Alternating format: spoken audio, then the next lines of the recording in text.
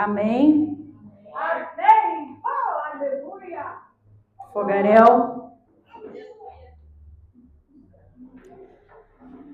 Vamos abrir as vossas Bíblias no livro de 2 Reis, no capítulo 20.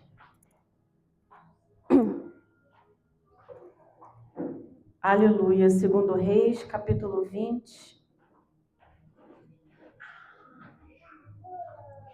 O tema dessa palavra que o Senhor colocou no meu coração é: o que fazer quando a má notícia chega? Aleluia.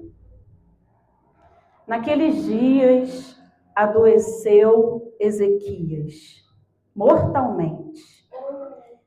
E o profeta Isaías, filho de Amós, veio a ele e disse: assim diz o Senhor, põe em ordem a tua casa, porque morrerás e não viverás.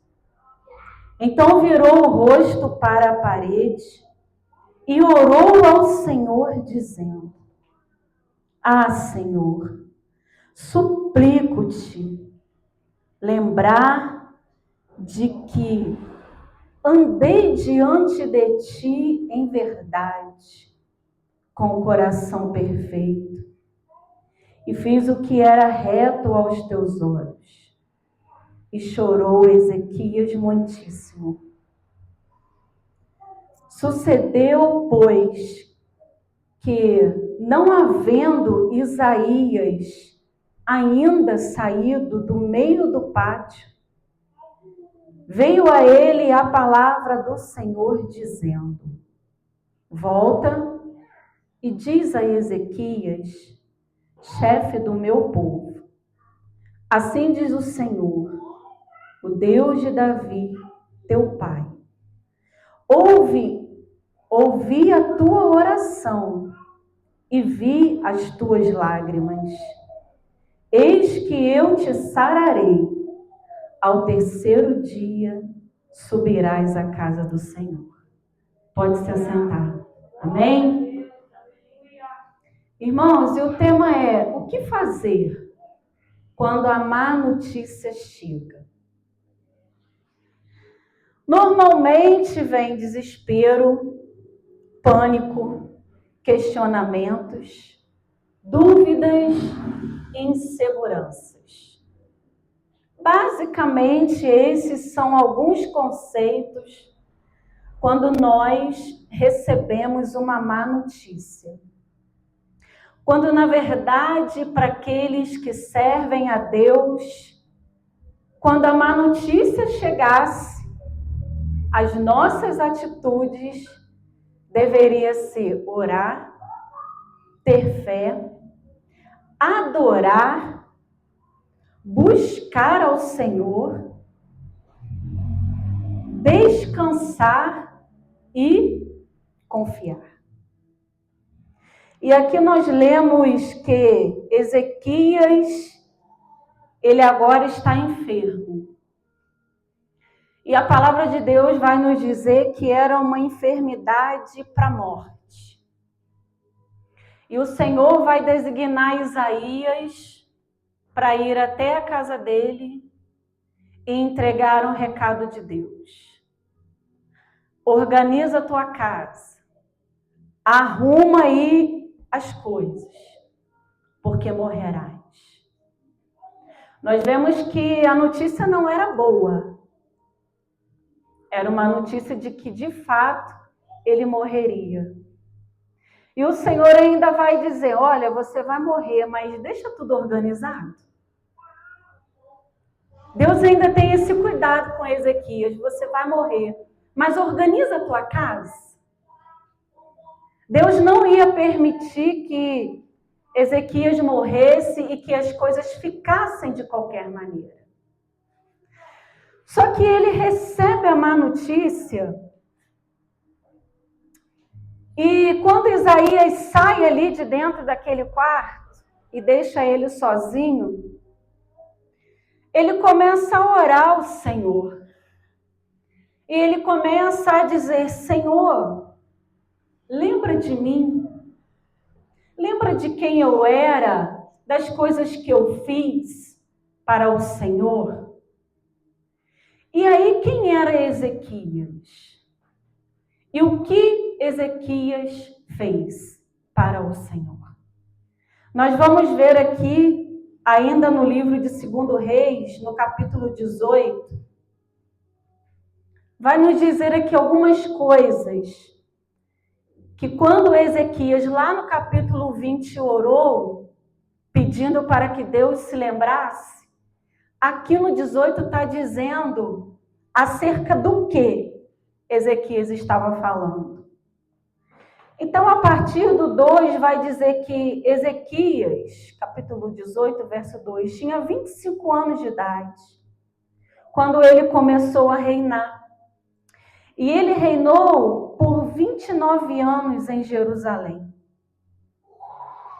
O 3 vai dizer, e fez o que era reto aos olhos do Senhor, conforme tudo o que fizera Davi, seu pai. Ele tirou os altares, ele quebrou as estátuas, deitou abaixo os bosques e fez em pedaços a serpente de metal que Moisés tinha feito no deserto, porquanto até aquele dia os filhos de Israel lhe queimavam incenso. No 5 vai dizer, no Senhor Deus de Israel confiou, de maneira que depois dele não houve quem lhe fosse semelhante entre todos os reis de Judá, nem entre os que foram antes dele. Porque se chegou ao Senhor e não se apartou dele, e guardou os mandamentos que o Senhor tinha dado a Moisés. Assim foi o Senhor com ele, para onde quer que saía, se conduzia com prudência. Se rebelou contra o rei da Síria e não o serviu. Ele feriu os filisteus até Gaza, como também os seus termos, desde a torre dos atalaias até a cidade fortificada. Quando Ezequias ora ao Senhor, ele está pedindo para que o Senhor se lembrasse de que ele tinha feito todas essas coisas e que ele era um rei fiel ao Senhor. E com certeza o Senhor se lembra dos feitos de Ezequias. Com certeza o Senhor se lembrou que ele se achegou a Deus e jamais saiu da presença dele. Quando Ezequias começa a reinar, quem estava reinando antes dele era Acais. E Acais, irmãos, ele fez tudo contrário à palavra do Senhor. O povo estava totalmente fora da presença do Senhor. O povo não queria nem saber de Deus. Cada um vivendo da sua maneira, do jeito que queria, adorando a estátuas, levantando altares a outros deuses, fazendo tudo contrário àquilo que o Senhor tinha designado. Porque o rei Acais não se importava em obedecer ou em fazer e cumprir a vontade de Deus. E quando Ezequias começa a reinar, ele quer fazer diferente. Ele já começa colocando ordem na casa. Eu imagino que quando Ezequias observava Acais a reinar, ele deveria imaginar: quando chegar a minha vez, eu vou fazer diferente. Eu não vou permitir que essa idolatria permaneça. Talvez houvesse até um anseio em Ezequias para poder fazer diferente, ainda entendendo a responsabilidade que era governar um povo, e principalmente tão novo. Mas ele decidiu, igreja, fazer o que era certo. Assim como a gente lê na palavra do Senhor, quando Daniel ele decide não se contaminar. Ezequias aqui também toma uma decisão. Eu vou fazer o que é certo perante ao Senhor. Eu não vou adorar a outros deuses. Eu não vou permitir a idolatria. Mas eu vou fazer diferente. E ele faz. E aí nós vamos chegar lá no capítulo 20, onde nós lemos. Apesar dele ter feito as coisas certinhas, né? A má notícia chegou para ele. Ezequias, agora você vai morrer. Essa doença aí é para a morte. Arruma tua casa, conserta tudo. E aí ele ora, ele clama ao Senhor. E a palavra vai dizer que Isaías, ele vai, antes dele chegar no meio do pátio, o Senhor outra vez fala com ele. E diz para ele voltar lá, porque o Senhor tinha dado ouvido à oração de Ezequias. E aí me faz lembrar da palavra que diz, e se o meu povo, que se chama pelo meu nome, se humilhar e orar, e buscar a minha face, e se converter dos seus maus caminhos, então eu ouvirei dos céus, perdoarei os seus pecados e sararei a sua terra. Porque eu sei o pensamento que tenho sobre vós. Pensamentos de paz e não de mal, para vos dar o fim que desejais. Então me invocareis, passareis a orar a mim e eu vos ouvirei. Buscar-me-eis e me achareis quando me buscardes de todo o vosso coração. E serei achado de vós, diz o Senhor, e farei mudar a vossa sorte. Foi o que aconteceu aqui. Com aquele que tem compromisso com a palavra, com a vontade de Deus. Deus, ele tem um compromisso conosco. Então ele ora e ele fala, Senhor, lembra do que eu fiz. E novamente Isaías volta e diz para ele, olha, o Senhor ouviu a tua oração. E ele vai te acrescentar mais 15 anos. Eu imagino o coração dele naquela hora. De alegria. Mas é interessante, irmãos, que ele precisou que Deus desse uma certeza para ele. É como se ele falasse assim, Isaías, quem garante que isso realmente vai acontecer? Isaías fala, olha, faz uma pasta de figos e coloca sobre a sua enfermidade.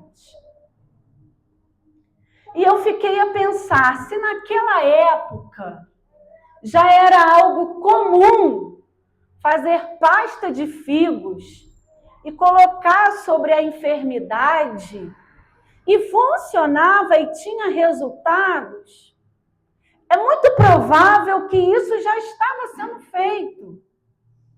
Mas Isaías vai dizer, faz uma pasta de figos e coloca sobre a tua enfermidade. Mas ele quer uma garantia a mais, porque ele não está crendo que somente aquilo e a palavra que o Senhor tinha dito para ele, de que daria mais 15 anos, realmente ia se cumprir. E aí ele vai dizer no versículo 8, qual é o sinal de que o Senhor me sarará? E de que ao terceiro dia subirei à casa do Senhor? Disse Isaías, isto te será sinal da parte do Senhor, de que o Senhor cumprirá a palavra que disse. Adiantar-se-á a sombra 10 graus ou voltará 10 graus atrás? Então disse Ezequias, é fácil que a sombra avance 10 graus. Não seja assim, mas volte a sombra 10 graus atrás. Então o profeta Isaías clamou ao Senhor e fez voltar a sombra 10 graus atrás, pelos graus que tinha avançado no relógio de sol de Acais. Irmãos, Deus precisava comprovar para Ezequias que a palavra dele bastava? Deus não precisava. O Senhor, ele poderia dizer, eu já disse que vou fazer e ponto. Agora é comigo. Mas o Senhor comprovou para ele e fez a sombra retroceder 10 graus, para que ele tivesse certeza e paz dentro de si, de que o Senhor era com ele e cumpriria a palavra.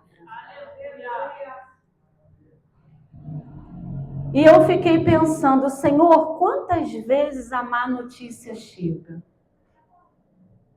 Quantas vezes, igreja, nós recebemos notícias ruins na nossa vida? Inúmeras vezes isso já aconteceu. E qual foi a nossa atitude diante disso? Nós vemos que Ezequias, ele teve uma atitude. Ele orou ao Senhor dizendo, lembra do que eu fiz? E eu fiquei a pensar, Senhor, se eu fosse orar dizendo, Senhor, lembra do que eu fiz? Do que o Senhor poderia se lembrar, igreja? Se nessa noite nós tivéssemos que orar a Deus dizendo, lembra do que eu fiz, Senhor? O que o Senhor poderia lembrar, irmãos? Do que você fez por Ele? Quais são os benfeitos que nós temos feito diante do Senhor? Porque já foi dito aqui pelo pastor, já foi dito aqui pela diaconisa. Nós estamos muito sem tempo para Deus. Foi dito aqui na escola dominical quais são os altares que nós temos levantado dentro da nossa casa. E Deus, ele vem falando, ele vem nos alertando. Porque a má notícia, ela vai chegar. Já chegou várias vezes na nossa vida. E que tipo de atitude nós tomamos? Aquelas que eu falei no início, desespero, questionamentos? Ou será que nós nos posicionamos em oração e falamos, Senhor, não vai ser fácil. Mas lembra de mim, Senhor. Lembra de mim, não me deixa perecer, não. Como Esther falou quando a Manu pregou aqui. Quem nós temos sido na obra do Senhor, igreja? Porque pregar Não é difícil. Às vezes a gente não quer pregar, quer fugir, ganha o convite, não, eu não vou, não estou preparado, não quero, não posso, não vai dar. Mas não existe dificuldade em estar aqui falando da palavra de Deus. Nós é que colocamos dificuldade. Nós dificultamos as coisas. Mas a verdade é que não existe dificuldade para chegar aqui e expressar o que Deus tem feito, até nos dias de hoje.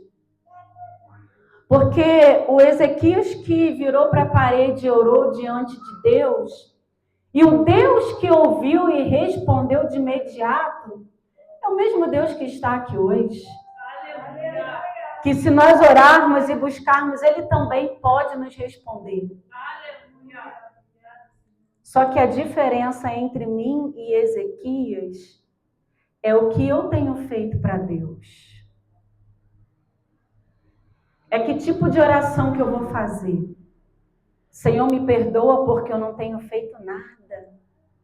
Senhor, me perdoa porque eu estou muito atarefada. Tem muitas coisas para mim fazer, para mim resolver, para mim dar conta. Ou será que eu posso dizer, Senhor, eu tenho feito isso. Lembra de mim? Olha aí no caderninho das obras. E olha aí as minhas obras. E se lembra de mim nesse momento difícil da minha vida? Deus, Ele é tão misericordioso, irmãos. Ele é tão misericordioso que mesmo sem você fazer nada, Ele continua lembrando de você. Aleluia! Glória! Ele continua revogando sentença. Porque aqui Ele revogou a sentença. Ele revogou a sentença de Ezequias.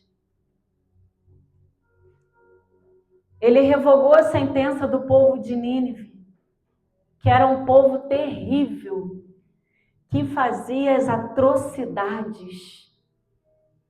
Ele revogou a sentença por amor às vidas, por amor às almas.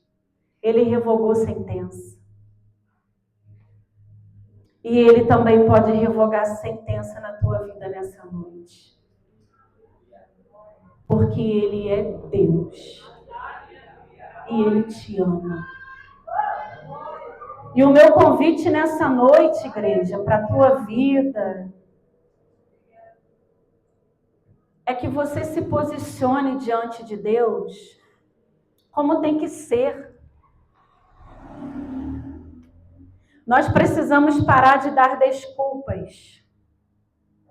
Nós damos muitas desculpas para Deus. Às vezes eu me pego assim, eu dou tanta desculpa. Eu não faço por isso, eu não faço por aquilo, eu não vou porque eu não tenho capacidade, eu não vou porque eu tenho vergonha, não vou orar porque Deus não me usa de tal maneira. Quantas desculpas nós estamos dando para Deus? Quando o Senhor, Ele não coloca, não vê nenhum obstáculo para nos abençoar.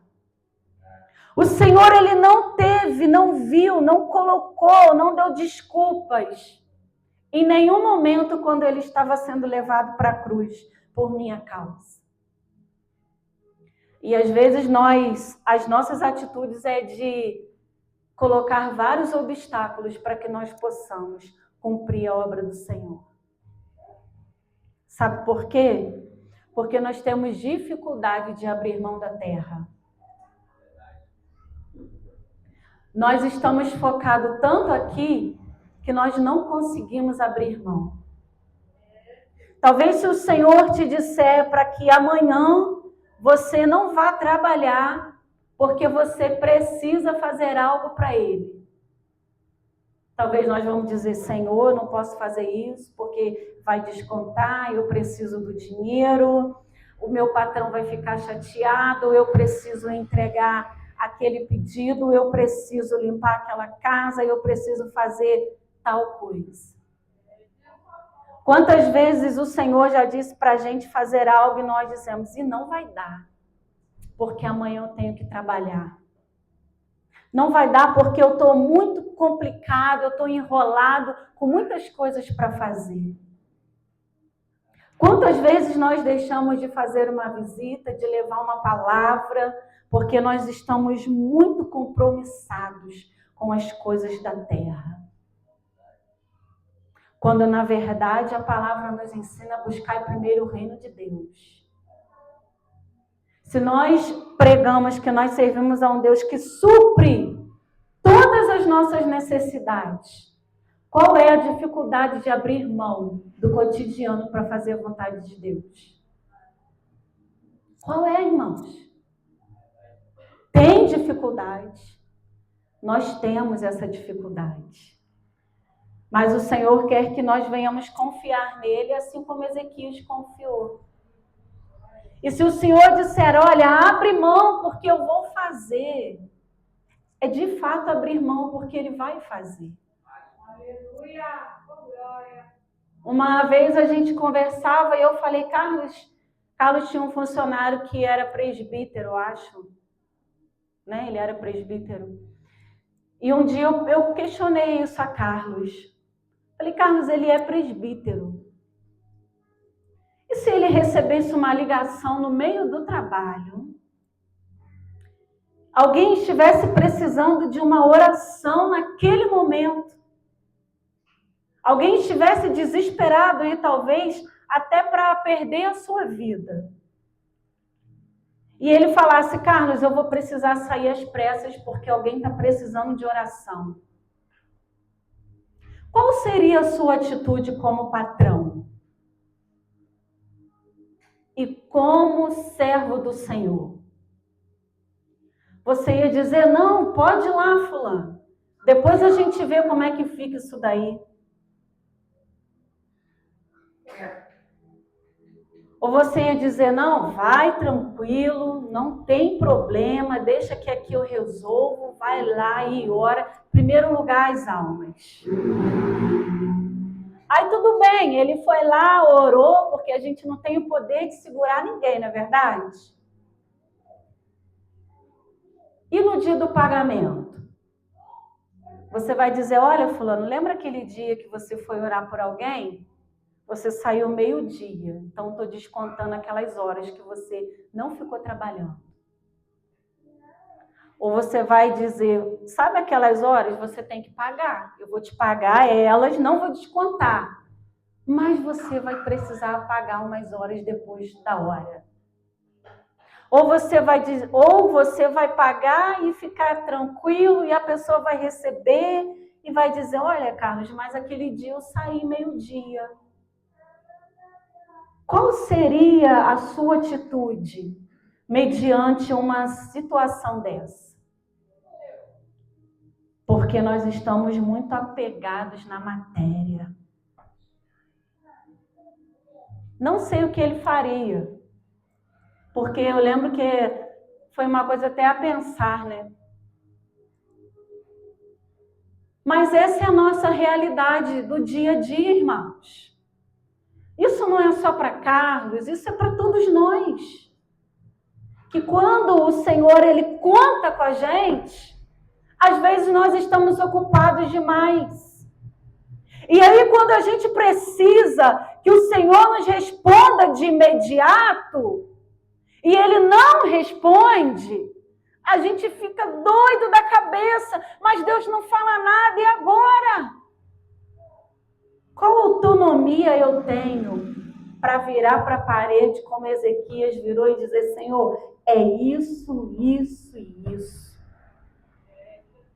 E na hora o Senhor disser para mim, Michele, então vai ser assim, assim, assim. Se coloca de pé.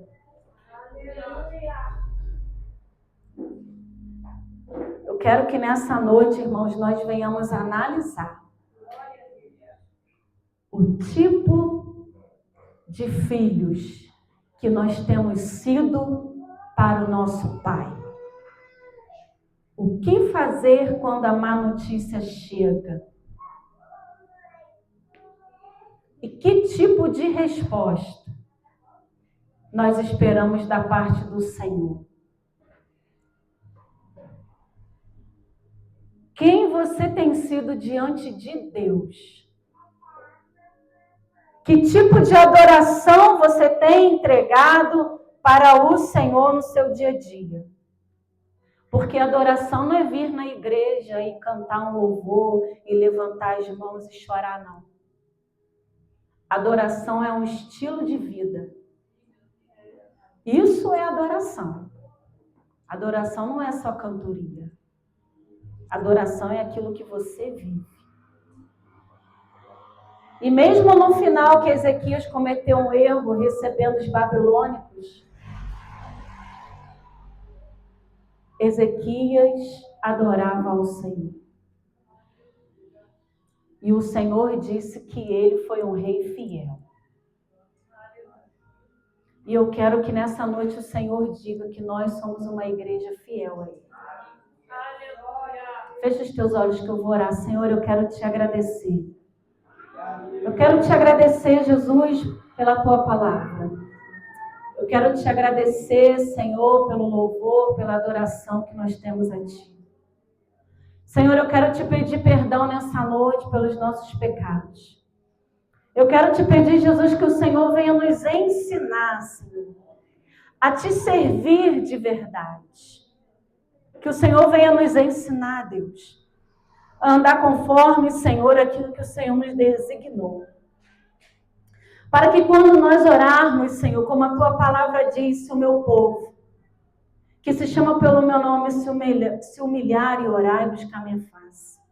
Senhor, que nós venhamos nos humilhar, que nós venhamos orar, que nós venhamos buscar a tua face, que nós venhamos jejuar, que nós venhamos abrir mão, Senhor, do nosso eu, da nossa vida, das nossas finanças, do nosso tempo para Ti. Que nós venhamos, Senhor, a juntar tesouros no céu. Porque nós queremos muito, Senhor, juntar tesouros na terra. Mas que o Senhor venha colocar no nosso coração, primeiro lugar, o Teu reino, a Tua justiça, a Tua vontade, o Teu querer. Sabendo que o melhor do Senhor está no porvir para as nossas vidas. Muito obrigada, meu Senhor, nessa noite, Pai. E abra, Senhor, a nossa mente, nos dê entendimento, para que nós possamos de verdade, Senhor, ser seus discípulos nessa terra. Discípulos a conquistar os céus. Discípulos que quando o Senhor abrir o livro e dizer, olha, você foi fiel até o fim, recebe a tua coroa. Discípulos que o Senhor vai olhar, espera aí, deixa eu ver quais foram as tuas obras. E quando o Senhor olhar ali as nossas obras, Pai, poder se alegrar, Senhor, porque grandes foram os nossos feitos, como o Senhor disse na Tua palavra que nós faríamos. Não deixa a gente ser crente medroso, ser aquele crente que recua, aquele crente que é não para tudo, aquele crente que nunca está disponível não, Senhor. Mas nos ensina a Te servir de verdade. Nós oramos e Te agradecemos por este tempo aqui. Em nome de Jesus, amém. Graças a Deus. Aplauda o Senhor.